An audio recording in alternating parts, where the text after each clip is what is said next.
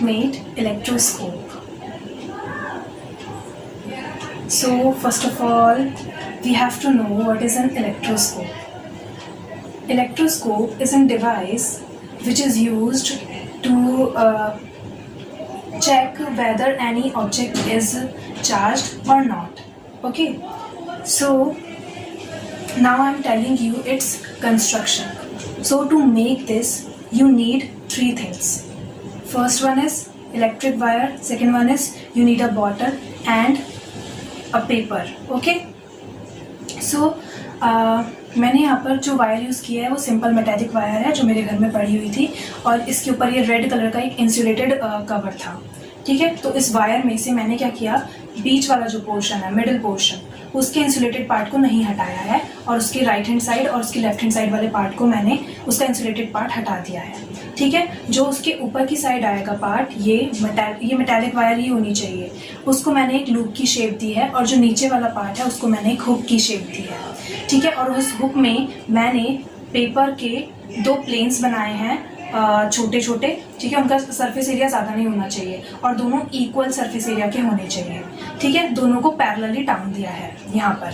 ठीक है, उस हुक के अंदर हैंग कर दिया है दोनों पेपर के प्लेन्स को. ठीक है, और इस पूरे सेटअप को मैंने इस बॉटल के कैप के ऊपर होल करके उसे सेट कर दिया है.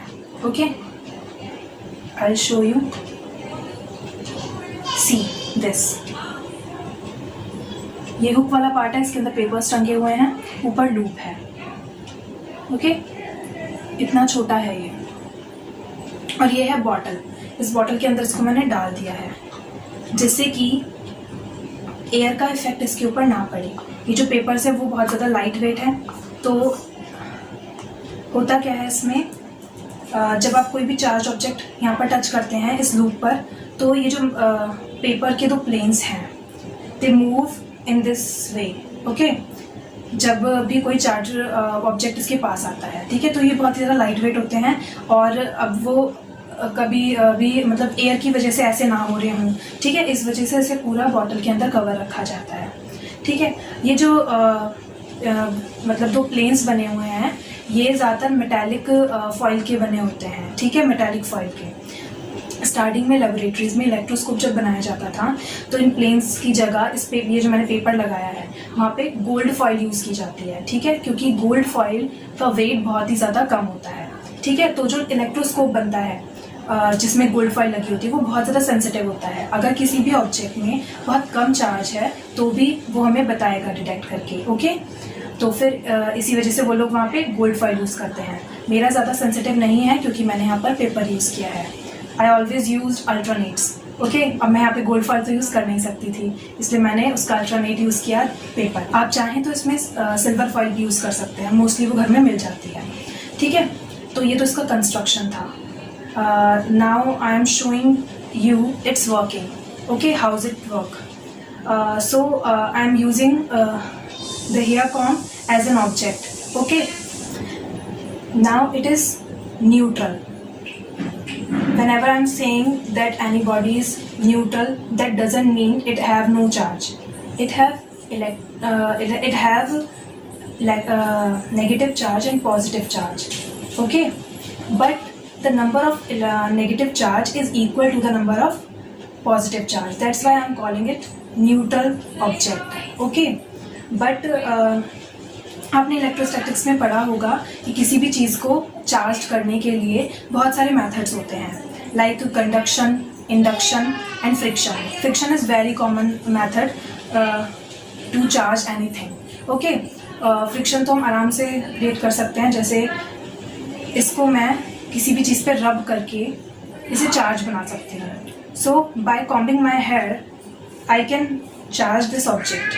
Okay, and when I touch this comb with this loop, then these papers going like this way. Okay, so let's see.